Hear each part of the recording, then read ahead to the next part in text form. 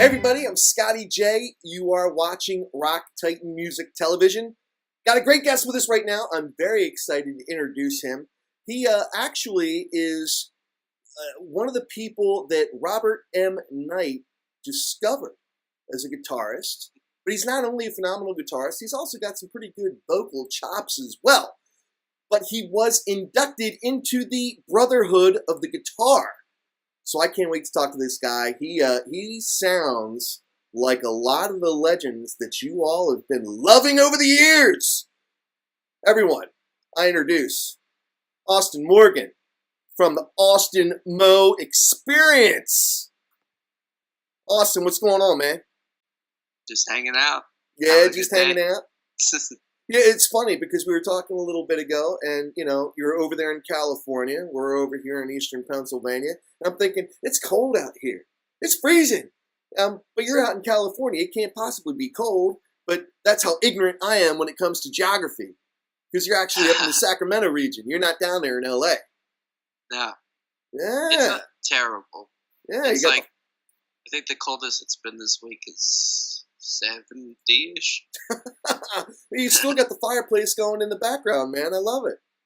Oh, yeah. Keeping it warm in here. It's probably around 80-something. Oh, man. Inside.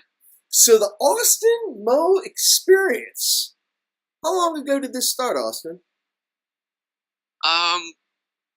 The first rendition of it was, I think I was about 14 years old. It wasn't called, the Austin Mo Xperience at first. We were shuffling through different names, but it was a 5-piece band, and we were doing mostly like covers of Stevie Ray Vaughan stuff. Well, it's funny you brought that up because, I was going through a lot of your video, and just looking at the different competitions you've been involved with and stuff like that.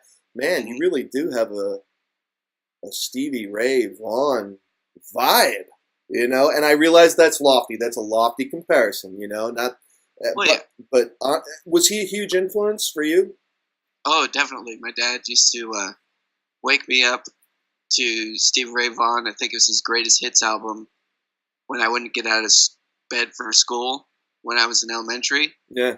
And we had a 300-watt club system in our house back from, when did you get that? What year? 30 years ago. Wow. And it lasted until I picked up a guitar. No kidding. Because then I would turn it up so it's full 300 watts, and then I'd turn my amp all the way up, and I'd bug the hell out of the neighbors. Wow. Now you're 21 now. You're 21 years old? Yeah, right. Just turned in September. And you picked up your first guitar when? When I was 12. Wow. Now, from what I understand, there's actually, and I got welled up. I'm not going to lie. I got a little welled up when I was kind of reading some of your backstory as far as how you got your hands on your first guitar. Am I correct in that your older brother actually sold like a four-wheeler or something like that so that he could get you your first guitar? Is that correct? Yeah, he had hit a little bump, so it wasn't driving straight. So around Christmas time, he decided to sell it. And before that, my dad, I actually have it right here. Wow. My dad's friend Mike was letting me borrow this Flying V. It's an all original. You got move it up a little bit more to your right, to your left, to your left, to your left, to your left, to your left. Yeah, now hold it up, hold it up, hold it up high. All right, you got that Flying V. Beautiful, man, beautiful. All right. This was the guitar that I was playing on, learning on. Wow. It's a 1974 Gibson. Oh my God.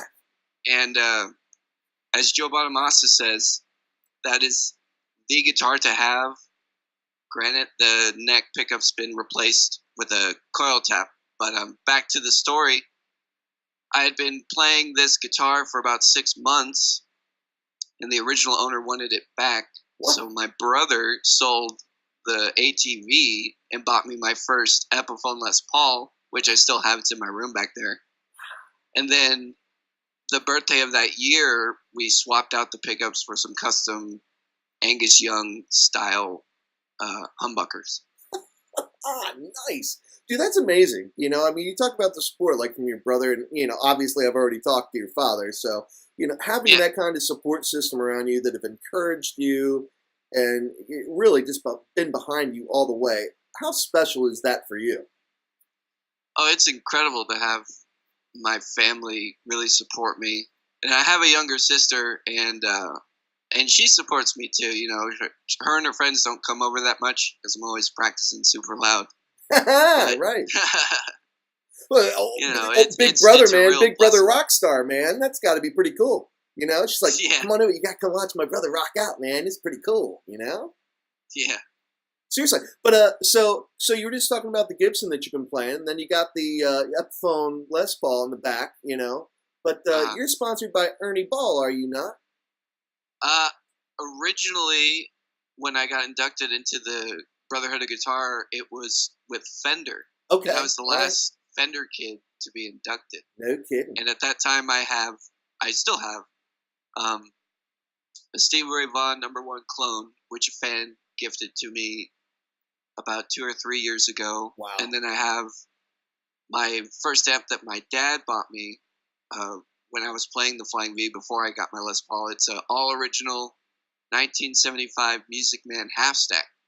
So I kind of had the best of both worlds. And Ooh, so when they swapped over to Music Man, I already had Music Man products. So I sent them a thank you for helping out Robert and Steve Vai stuff with the kids and whatnot. And they sent over a bunch of cool stuff like strings, and they're super great company to be associated with. now is there a primary axe that you whip out, or does it just depend on what kind of song that you're playing at the time? Um, my favorite has got to be the V that I Okay, just showed you, all right, right but on. for a lot of the more blues stuff, it's a tie between. I have a gold and black Les Paul special. It's a Gibson that a fan's letting me use right now, and it's Ooh, got P90s in it, and ooh. it sounds like butter. So it's a tie between those three guitars. Nice, nice. Now, obviously, when I introduced you, and I've spoken with Robert M. Knight in the past, and I mean, one, obviously, is a legendary concert photographer, but just what Oh a yeah, tremendous human being, to begin with. And now the fact that he's out there recruiting talent, evaluating talent, and saying, hey, this is what I believe, or this is who I believe is like that up and coming next generation of rock star. And, he sees you, he hears you, he brings you into the brotherhood of the guitar. Did you have any sense of just how significant that was at the time? Did you know who Robert M. Knight was when he first brought you into the Brotherhood of the Guitar? well, initially, the way that we contacted Robert was my mom and I were talking one day, and she was under the mindset that we think our kid is so great, so let's send him off and try and enter in some competitions, Right on. just to get seen by people, not necessarily Robert initially, but Okay. just people in general. So she was looking, scrolling through websites and stuff. She came across this corporation. Well, it's more of a school. It's called the what was it called again? Yeah, it's by Fernando Jones. Okay. It's called the Blues Kids of America, Right on. Right on. Yeah, yeah, and yeah. Okay.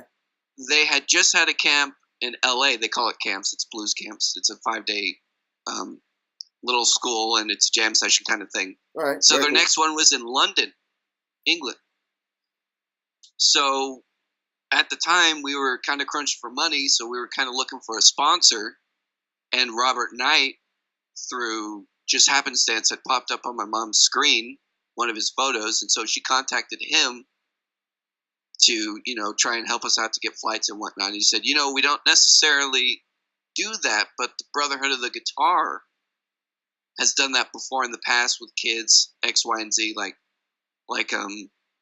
Tyler Del Bryant and such. Right on. So he goes, why don't you check that out? And if you like it, um, I'll reach out to you again in 5 to 6 months. And if I still like Austin and see him progressing and whatnot, then we can talk.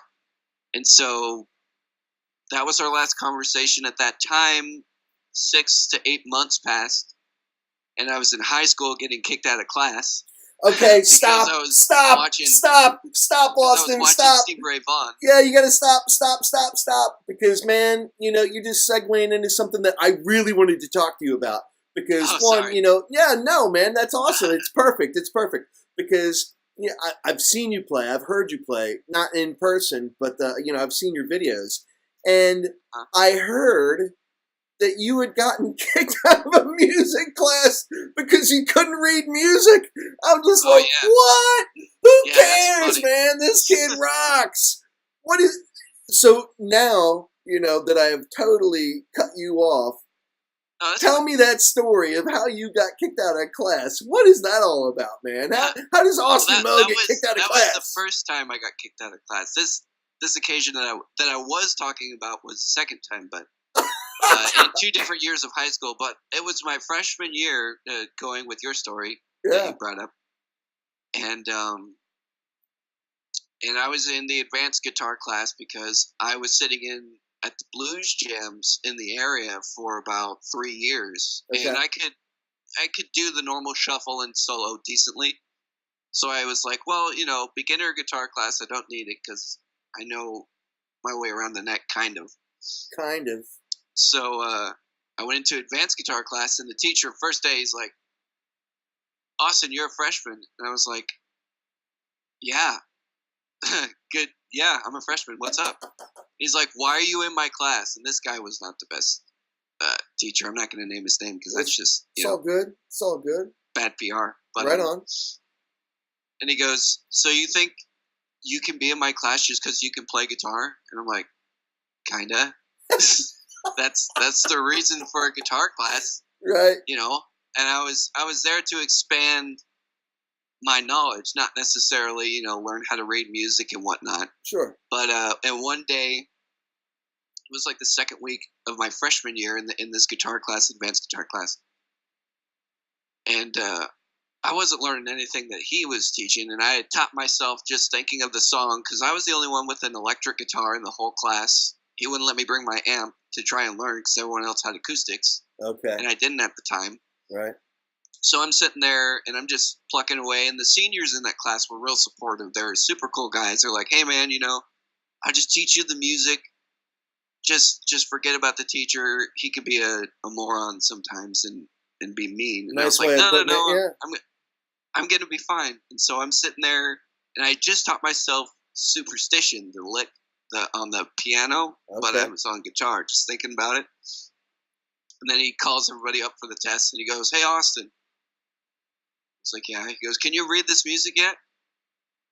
It's like, no. It's like, well, then I'm going to have to fail you. And I was like, well, I have a question. He's like, yeah. I was like, did Stevie Wonder ever read music?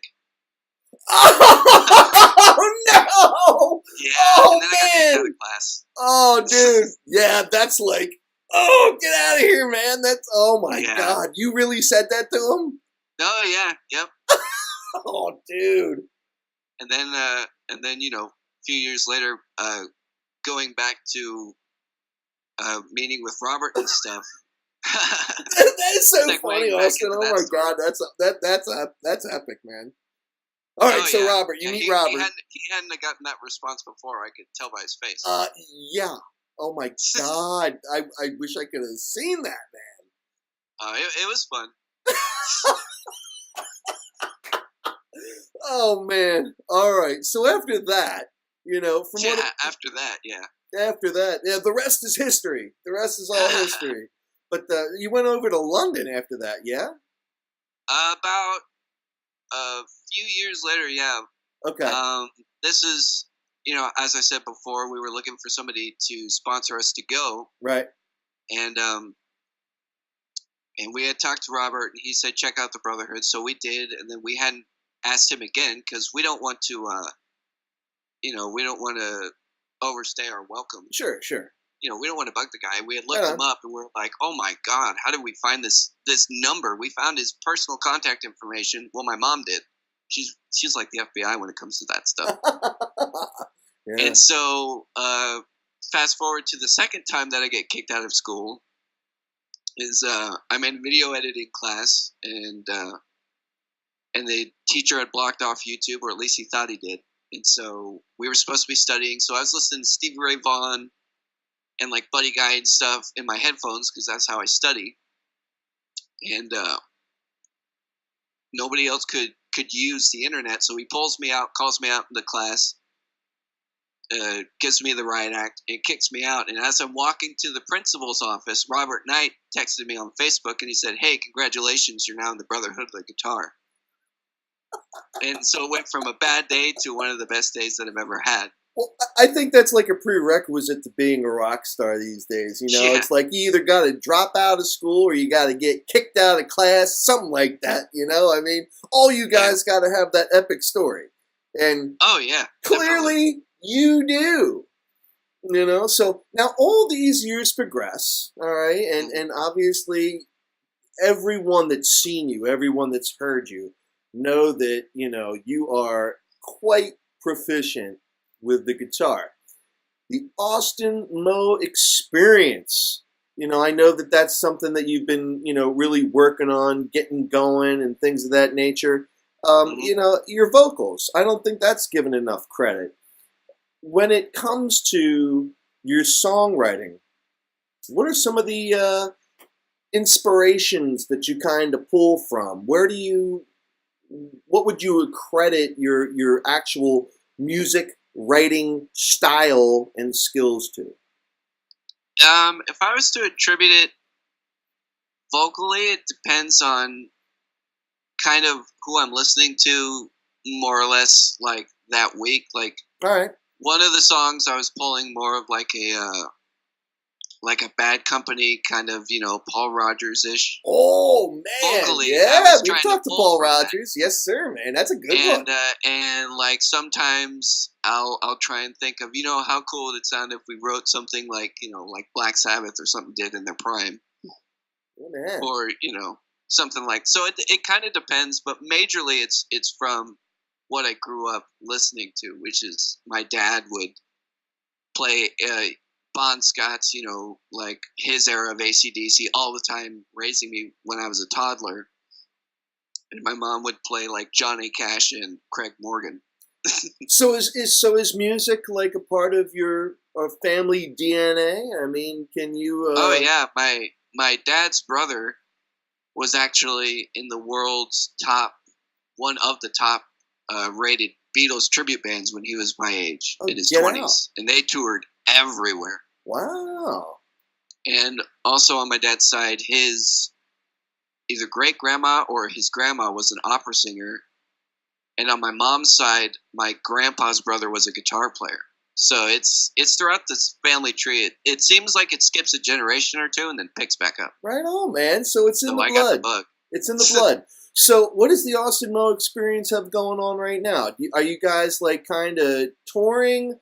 I know that you've been in a lot of different competitions. I mean, can we be looking to see you guys on America's Got Talent or anything like that? What's going on? Well, right now we're focusing on writing. Right on. We're talking about internally either to release a full length album or maybe a double EP or some singles. We're also working on a live video shoot to support those songs.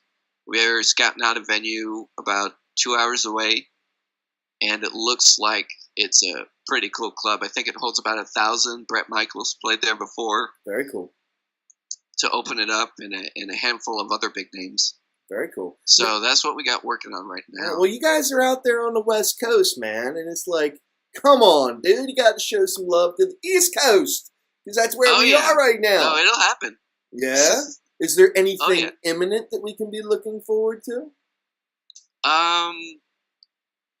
Not that I can say at the moment. But you know what? Things could change tomorrow. Yeah, of course. You know? And then I'm going to read something tomorrow or the next day that the Austin Moe Xperience is going out east, but you wouldn't divulge it to Rock Titan. That's all right, man. It's all good. I get it. I see how it is. I'm not offended. It's all good. You got to keep the fans wanting something. Yeah, yeah. So speaking of keeping the fans wanting something, Do you have your own YouTube channel, or where can everyone go to digest, all this amazing music that you're putting out? Obviously, I know you're on social media and whatnot, but what are those specific links? On Facebook and YouTube, you can type in our band name, which is the Osimo Xperience, and we spell experience a little different. We just cut off the E instead of the whole experience. It's XPERIENCE. Right on. All right. Cool. Cool. Well, very cool. Everybody, again, I am here with Austin Morgan of the Austin Mo Xperience. And he is just one of, I don't know, I mean, an elite group of guitarists and musicians that have been discovered by legendary concert photographer Robert M. Knight. And make sure you go check him out. We're going to be showing all the lower thirds, so you can go check out his material, so you would have as much of an appreciation for this man as I do. And Austin, thank you so much for your time, man. I really appreciate it. Yeah, thank you so much. Yeah, man, you got it. Rock Titan TV! I'm Scotty J. We're out.